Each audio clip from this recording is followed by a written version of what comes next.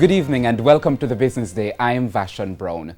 The World Bank is forecasting that almost 50 million people will be pushed into extreme poverty due to the COVID-19 pandemic. Now, the study was released by the multilateral agency yesterday. Andrew Laidley has the details.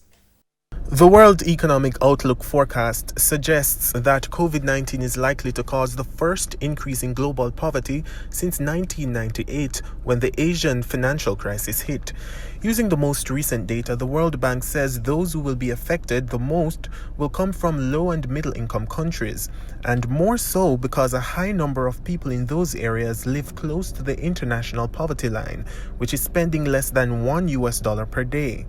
The local poverty line is higher, but in 2016, it is estimated that 17% of Jamaicans were living below that poverty line. With the wide-scale job cuts caused by the COVID-19 pandemic, the forecast shows that extreme poverty is projected to increase.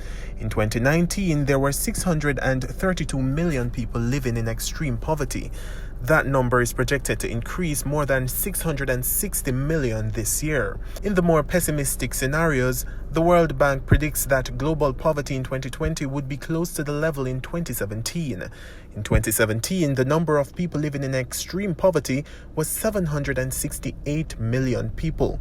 It means that the world's progress in eliminating extreme poverty would be set back by 3 years. At the same time, the United Nations predictions show that the pandemic will reverse a 3-decade trend in rising living standards and plunge as many as 420 million people into extreme poverty.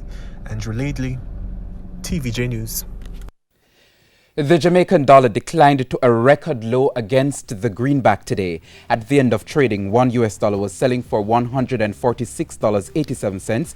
The Canadian dollar is going for $105.84. The pound closed at $178.71, while the euro is going for $162.12. The JC Index gained 828 points today, and the Junior Market Index is up 45 points. Among the winners were Sagicor Real Estate X Fund, Knutsford Express Services, Salada Foods, Dolphin Cove, and the Jedcon Corporation.